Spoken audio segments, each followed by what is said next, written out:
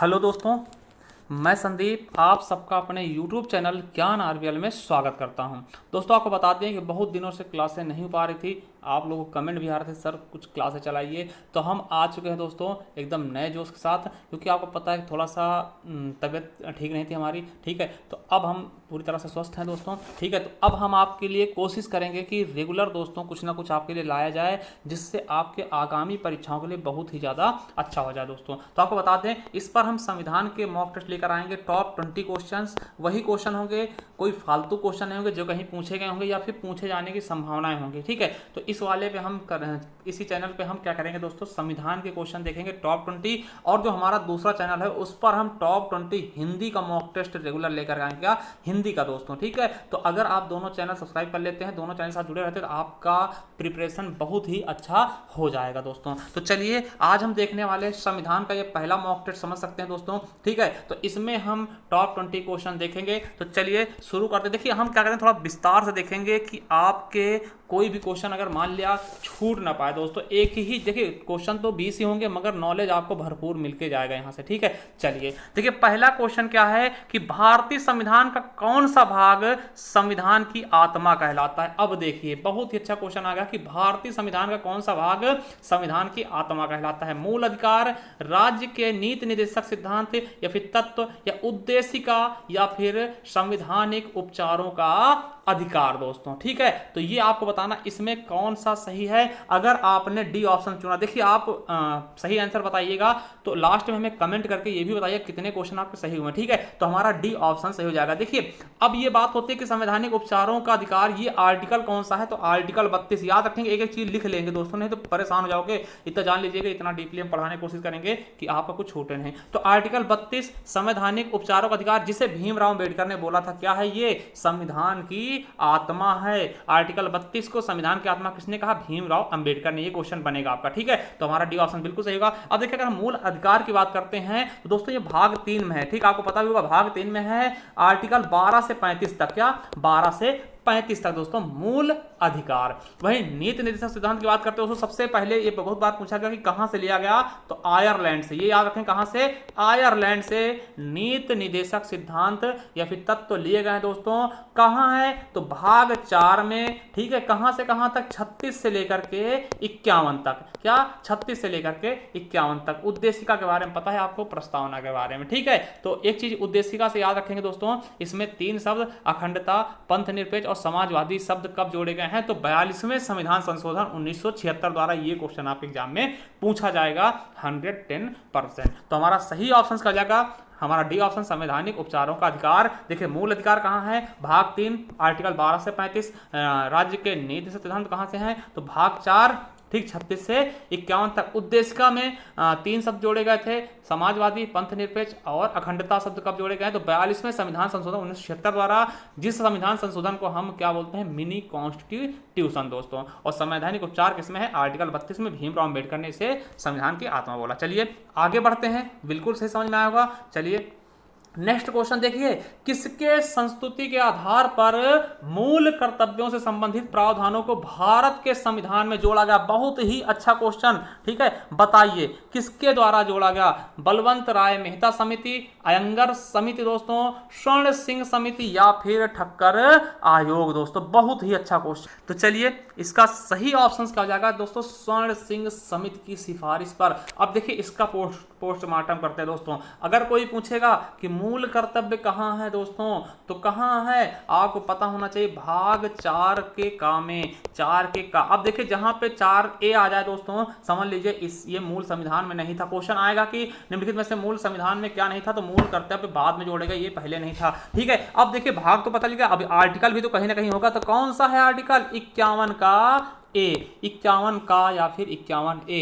देखिए, कब इसे लाया गया, तो दोस्तों याद रखेंगे 42वें संविधान संशोधन द्वारा। कब, 42वें संविधान संशोधन 1976 द्वारा दोस्तों लाया गया। और प्रभावी कब से हुए, मतलब लागू कब से हुए दोस्तों, प्रभावी कब से हुए, तो ये भी याद रखेंगे, 3 जनवरी 1977 से। कब से, 3 जनवरी 1977 दोस्तों। एक एक पॉइंट आप लिख लीजिएगा। ठीक है, अब देखिए कब लाए गए, 42वें संविधान संशोधन द्वारा लाए गए। मगर एक चीज याद रखना, गलती मत करना, जब 42वें संविधान संशोधन 1976 द्वारा लाए गए तब कितने थे? टोटल 10 मूल कर्तव्य थे दोस्तों। कितने थे?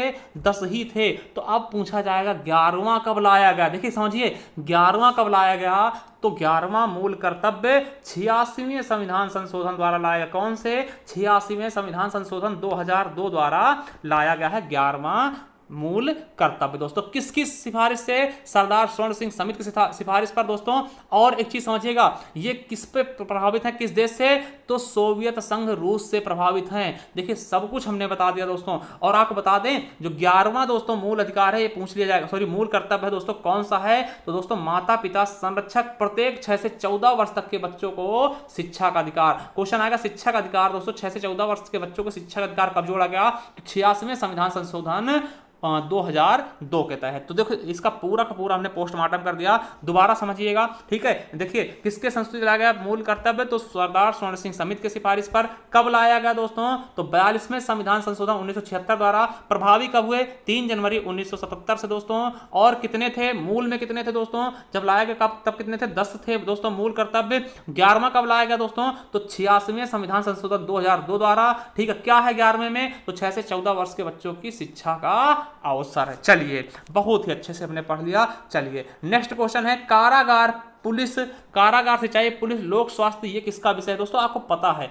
एक चीज आपको पता होगा कि दोस्तों जो आपकी 7वीं अनुसूची, क्या 7वीं अनुसूची है, उसमें केंद्र राज्य के संबंध बताए गए हैं। यानी कि दोस्तों ये चीज बताई गई कि किस पर केंद्र काम करेगा, किस पर राज्य, ठीक है, और किस पर दोनों काम करेंगे। यानी कि इनके बीच जो काम है दोस्तों उनको बांट दिया गया है, ठीक है, जिससे कि इनके बीच में लड़ाई ना हो। ठीक है, तो आपको पता होगा संघ सूची, राज्य सूची, समवर्ती सूची, ये 3 सूची हैं मेन। ठीक, इसके बाद अवशिष्ट भी है दोस्तों, वो अलग चीज है। ठीक, ये 3 सूची है किसमें है? तो आपका अनुसूची कौन सा है? 7। देखिए 7 में क्या? 7 में साथ साथ रहना ना, तो ऐसे आप कर लें 7वीं में क्या है? संघ है ना, मतलब संघ मतलब क्या होता है? साथ साथ रहना। ठीक है, तो ये समझिएगा। ठीक, अब देखिए तो किसका विषय? देखिए पुलिस कहां होती? राज्य की होती, ना कि केंद्र की होती। सिंचाई का काम कौन करता है? सिंचाई की टैक्स वैक्स कौन वसूलता है? राज्य सरकार वसूलता है। लोक स्वास्थ्य कौन देखता है दोस्तों? राज्य सरकार देखता है। कारागार वाले जो जेल वेल है, जेल किसके अंतर्गत आते हैं? केंद्र का थोड़ी होता जेल, जेल तो एक राज्य का होता ना, कहीं दिल्ली का तिहाड़ जेल है ना। तो इस तरीके से तो समझिएगा किसकी सूची, किसके विषय है, इन पर कानून कौन बनाएगा? तो राज्य सूची के अंतर्गत आते हैं, इस पर राज्य कानून बनाएगा। एक चीज बता दें आपको, देखिए संघ सूची में टोटल कितने विषय थे? तो मूल में कितने थे? 97, अब वर्तमान में 100 है दोस्तों। ठीक है, और राज्य सूची में 66 विषय थे, जिसे घटाकर 61 कर दिया गया है दोस्तों। और समवर्ती सूची में 47 विषय थे, जिसे 52 कर दिया गया। कितने कर दिए गए हैं? 52 कर दिया गया, 47 से 52 कर दिया गया दोस्तों। देखिए संघ सूची में संघ का मतलब कि केंद्र काम करेगा, ठीक है, और राज्य सूची में राज्य काम करेगा, और समवर्ती सूची में दोनों लोग मिल करके काम करेंगे। बिल्कुल अच्छे समझ में आया होगा दोस्तों। तो किसके हैं दोस्तों? ये राज्य सूची के। चलिए अगला क्वेश्चन, देखिए वीडियो थोड़ा बड़ा हो जाएगा, उसके लिए माफी चाहते हैं, मगर हम एक चीज रटा के जाएंगे आपको। ठीक है, चलिए कल्याणकारी राज्य की संकल्पना का समावेश भारत के संविधान में है। किसमें है दोस्तों? देखिए यूपीएसआई के सारे क्वेश्चन हैं, ऐसा नहीं हम फालतू लेकर के आ गए दोस्तों, सारे के सारे यूपीएसआई के हैं। देखिए कल्याणकारी राज्य की स्थापना कौन करता है? ये क्वेश्चन बहुत बार पूछा गया, तो आपको देखिए रट लेना है। ठीक, कौन करेगा कल्याणकारी दोस्तों? तो राज्य के नीति निर्देशक सिद्धांतों में दोस्तों राज्य को कल्याणकारी मतलब राज्य को अच्छा बनाना, ठीक है, उसमें जो भी दोस्तों कमी है उनको मतलब कि सही ढंग से सुचारू रूप से चालू करना। ठीक है, तो ये किसमें है? राज्य के नीति निर्देशक सिद्धांत में या तत्वों में दोस्तों। कब किससे लिया गया? तो आयरलैंड से बता चुके हैं दोस्तों, 36 से 51 तक भाग 4। ठीक है, ये चीज आप दिमाग में बिठा लेना बिल्कुल अच्छे से दोस्तों। ठीक है, चलिए अगला क्वेश्चन क्या है दोस्तों? 5वां क्वेश्चन, राज्य पुनर्गठन आयोग ने 1 नवंबर 1956 को कितने राज्य तथा कितने संघ राज्य बनाए दोस्तों? ठीक है, कितने संघ राज्य बनाए और कितने राज्य बनाए दोस्तों? आपको पता है कि दोस्तों जब ये हमारा देश दोस्तों पहले क्या था? 4 कैटेगरी में बटा हुआ था। क्या? 4 कैटेगरी में ये बटा हुआ था दोस्तों। देखिए आपको बता दें कि इसका सही आंसर क्या, कितने राज्य बनाए दोस्तों? आपको पता होगा कि जो फजल अली आयोग थी उसकी सिफारिश के बाद दोस्तों कितने बनाए गए, तो इसका सही ऑप्शन कौन सा हो जाएगा दोस्तों? हमारा ए नंबर। कितने बनाए गए? 14 राज्य, 6 केंद्र शासित प्रदेश। ठीक है, मगर सिफारिश कितने की थी? फजल अली आयोग ने अगर ये क्वेश्चन पूछता कितने राज्यों की सिफारिश की थी, तो 16 राज्य और 3 केंद्र शासित प्रदेश ये सिफारिश की गई थी फजल अली आयोग द्वारा दोस्तों। मगर बनाए कितने गए? 14 राज्य व 6 केंद्र शासित प्रदेश। किसके द्वारा दोस्तों? 7वां संविधान संशोधन 1956 द्वारा। किसके द्वारा? 7वां संविधान संशोधन 1956 द्वारा दोस्तों। जो 4 भागों में बटे थे राज्य, उनको कैंसिल करके दोस्तों ABCD पार्ट थे ना, उनको काट करके 14 राज्य 6 संघ शासित प्रदेश बना दिए गए। ठीक है, चलिए अगला क्वेश्चन आपके लिए है। नेक्स्ट क्वेश्चन क्या कहता है कि निम्नलिखित में से कौन सा शब्द भारत के संविधान की उद्देशिका में नहीं है, यानी प्रस्तावना में नहीं है। UPSI 2017 क्वेश्चन है दोस्तों, कई बार बता चुके हैं कि ये क्वेश्चन आपके दिमाग में छपने वाला होना चाहिए, आपके दिमाग में बैठ जाना चाहिए। ठीक है, 3 शब्द याद रखिए, समाजवादी, पंथ निरपेक्ष और अखंडता। ये शब्द दोस्तों आपके प्रस्तावना में जोड़े गए हैं, उद्देशिका में जोड़े गए हैं। कब जोड़े गए ये आपको पता होना चाहिए, 42वें संविधान संशोधन 1976 द्वारा। इसीलिए दोस्तों इसको क्या बोलते हैं, मिनी कॉन्स्टिट्यूशन। किसको, 42वें संविधान संशोधन को। दोस्तों ये तीनों आपको मिल जाएंगे और यही नहीं मिलेगा, लोक कल्याण यही नहीं है, तो हमारा डी ऑप्शन क्या होगा, बिल्कुल राइट हो जाएगा। चलिए अगले क्वेश्चन की तरफ चलते हैं। अगर दोस्तों तो संविधान की अनुसूची 6 में इनमें से किस राज्य में लागू नहीं होती। दोस्तों संविधान की अनुसूची 6 है दोस्तों, किसमें लागू होती दोस्तों, किसमें नहीं होती, तो इसके बारे में हम बताने वाले दोस्तों। आपको बता दें बिल्कुल सही ऑप्शन क्या होगा, असम में होता है दोस्तों। ठीक है, त्रिपुरा में भी होता है, मेघालय में भी होता है दोस्तों, मगर मणिपुर में नहीं होता दोस्तों। देखिए 4 राज्यों में होता है, तो मणिपुर की जगह क्या होना चाहिए था, आपको मिजोरम होना चाहिए था। मिजोरम में होगा दोस्तों, मणिपुर में नहीं होगा। तो ये 4 राज्य आप याद कर लीजिएगा, ये 6 में है। ठीक है, अनुसूचित 6 में, तो मणिपुर हमारा डी ऑप्शन बिल्कुल राइट हो जाएगा। चलिए अगला क्वेश्चन हम देखते हैं दोस्तों। नेक्स्ट क्वेश्चन क्या है, संसदीय शासन प्रणाली सर्वप्रथम किस देश में विकसित हुई। दोस्तों ये आपके यूपी पुलिस में पूछा गया क्वेश्चन है, तो संसदीय शासन प्रणाली किस देश में विकसित हुई है, तो इसका सही आंसर क्या जाएगा दोस्तों, ब्रिटेन। ठीक है, ब्रिटेन दोस्तों। ठीक है, चलिए अगला क्वेश्चन देखते हैं। नेक्स्ट क्वेश्चन कि राज्य की विधानसभा के 17 के आदेश किसके द्वारा दिया जाते हैं, मतलब किसके द्वारा दिया जाता है दोस्तों, राज्य के विधानसभा में 17 के आदेश दोस्तों। तो आपको बिल्कुल सही होगा, पता होगा दोस्तों कि राज्य का मेन कौन होता है, राज्यपाल दोस्तों। तो सही ऑप्शन क्या हो जाएगा, बी। जिस तरह से केंद्र में कौन होता है, राष्ट्रपति दोस्तों। ठीक है, उसी प्रकार से इसका सही ऑप्शन क्या हो जाएगा, राज्यपाल। हमारा बी ऑप्शन बिल्कुल राइट हो जाएगा। ठीक है, चलिए अगला क्वेश्चन दोस्तों देखते हैं कि भारत सरकार में सर्वोच्च शासकीय अधिकारी कौन। दोस्तों ये आपके यूपीएसआई क्वेश्चन है,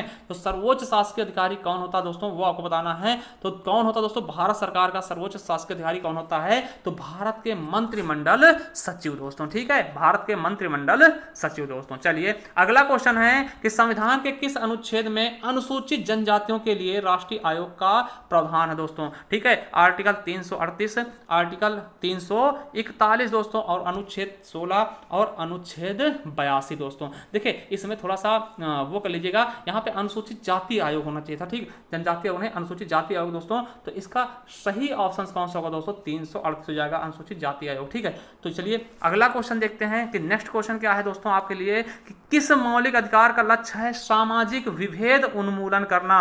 मतलब समाज में फैली हुई विभेद है दोस्तों, उनका खात्मा करना किसका है दोस्तों। देखिए शोषण में क्या होता है दोस्तों, किस शोषण के विरुद्ध होता है, तो देखिए सामाजिक जो विभेद है दोस्तों उसका उन्मूलन कैसे होगा, जब सब लोग समान होंगे। ठीक है, तो कौन सा हो जाएगा, समानता का अधिकार। क्या हो जाएगा दोस्तों, समानता का अधिकार। हमारा सही ऑप्शन बी हो जाएगा। ठीक है, चलिए अगला क्वेश्चन देखते हैं। भारतीय संविधान का अनुच्छेद 148 के अंतर्गत स्थापित वो कौन सा प्राधिकरण है जो भारत सरकार के सभी प्राप्तियों और व्यय की लेखा परीक्षा करता है। मतलब जो भारत सरकार के द्वारा प्राप्त हुआ है, व्यय हुआ है, उसका पूरा लेखा जोखा रखता है। यूपीएसआई क्वेश्चन दोस्तों 2017 का दोस्तों। तो सही ऑप्शन कौन सा हो जाएगा दोस्तों, CAG।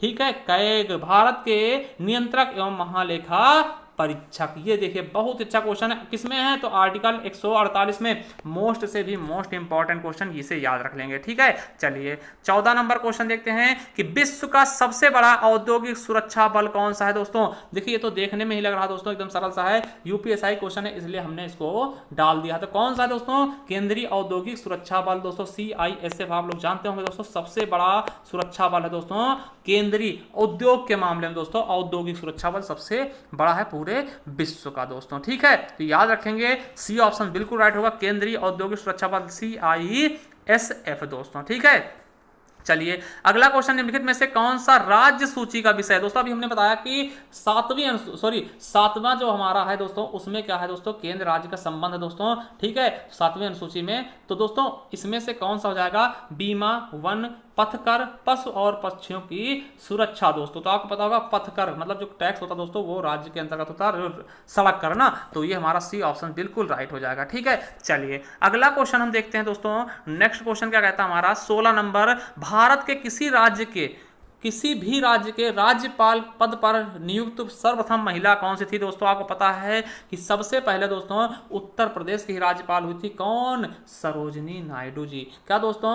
सरोजनी नायडू जी दोस्तों, पहला ऑप्शन हमारा राइट हो जाएगा। ठीक है, तो ये क्वेश्चन भी आपको यूपीएसआई का है, तो इसीलिए इसको भी याद रख लेंगे, साथ ही साथ दोस्तों दिमाग में बिठा लेंगे। चलिए अगला क्वेश्चन है 17 नंबर क्वेश्चन क्या है? स्वयं इस्तीफा देने के अलावा इनमें से किस पद्धतियों के द्वारा किसी राज्य के राज्यपाल को उसके पद से हटाया जा सकता है? अगर दोस्तों ये चीज समझिएगा कि स्वयं अगर इस्तीफा देता तो इस्तीफा मान ही लिया जाएगा, वो हट ही जाएगा दोस्तों, मगर उसके अलावा कैसे राज्यपाल को हटा सकते हैं दोस्तों, इसके बारे में आपको बताना है दोस्तों। ठीक है, क्या इसके बारे में आपको बताना है? तो कौन सा ऑप्शन सही हो जाएगा दोस्तों कि राष्ट्रपति द्वारा पदच्युत, मतलब राष्ट्रपति हटा सकता है, या लोकसभा द्वारा महाभियोग, या विधानसभा द्वारा महाभियोग। देखिए राज्यपाल के लिए महाभियोग की कोई आवश्यकता नहीं होती है दोस्तों, केवल और केवल ये राष्ट्रपति के प्रसाद पर्यंत ही काम करता है दोस्तों। जब राष्ट्रपति चाहे इसको हटा सकता है, भगा सकता है कि चलिए हटिए यहां से दोस्तों। तो हमारा सही ऑप्शन केवल हमें एक ही दिख रहा है, यूपीएसआई का क्वेश्चन है। तो देखिए एक किसमें है, तो केवल दो, केवल एक और दो दोनों, या एक और दो दोनों नहीं। तो दोस्तों हमारा कौन सा सही लग रहा है?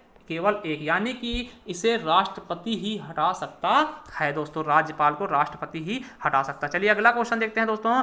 केंद्र शासित प्रदेश अंडमान निकोबार द्वीप समूह के न्यायाधिकार किस क्षेत्र में आते हैं दोस्तों? तो ये देखिए बहुत अच्छा क्वेश्चन है, यूपीएसआई का है। तो जो अंडमान निकोबार द्वीप समूह दोस्तों किस राज्य के राज्य न्याय क्षेत्र के अंतर्गत आता है दोस्तों? किसके? तो कोलकाता उच्च न्यायालय के अंतर्गत आता है। चलिए अगला क्वेश्चन दोस्तों कि भारतीय संविधान की अनुच्छेद 22 के अनुसार अधिकतम कितने समय के भीतर गिरफ्तार करके हिरासत में लिए गए किसी व्यक्ति को निकटतम मजिस्ट्रेट के समक्ष प्रस्तुत किया जाना चाहिए? दोस्तों यूपीएसआई क्वेश्चन है, और आपको जानने के लिए दोस्तों ये क्वेश्चन बहुत ही इंपॉर्टेंट है। तो कितने समय के अंतर्गत दोस्तों उसे समक्ष पेश करना होगा दोस्तों? तो 24 घंटे के। ठीक है, चलिए अगला क्वेश्चन आपके लिए, नेक्स्ट क्वेश्चन क्या कहता है कि राज्यसभा में मनोनीत सदस्यों के संदर्भ में निम्नलिखित में से कौन सा वक्तव्य सही है? जो राज्यसभा में मनोनीत होते हैं दोस्तों, आपको पता होगा 80A में है ना, 80A के तहत 12 सदस्य होते हैं मनोनीत दोस्तों कला साहित्य वाहित्य के क्षेत्र से दोस्तों। तो उसके बारे में देखिए, पहला क्या है? भारत के राष्ट्रपति के चुनाव में उन्हें मत देने का अधिकार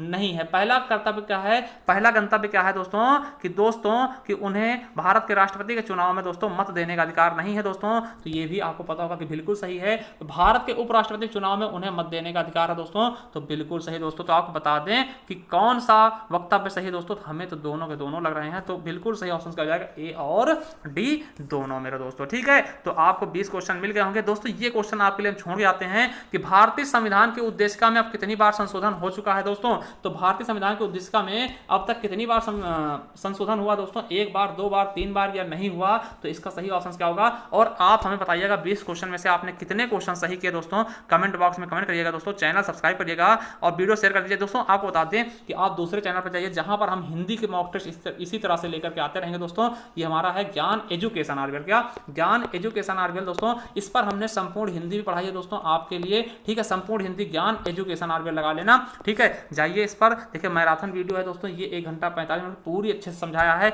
इसके अलावा उत्तर प्रदेश के दर्शन हमने करवाए हैं, ये वाला प्ले लिस्ट है दोस्तों। इस पर संपूर्ण हिंदी हमने पढ़ा दी पूरी यूपीएसआई लेवल की। तो जाइए जरूर चेक करिए। चलिए थैंक यू। वीडियो कैसी लगी जरूर बताइएगा।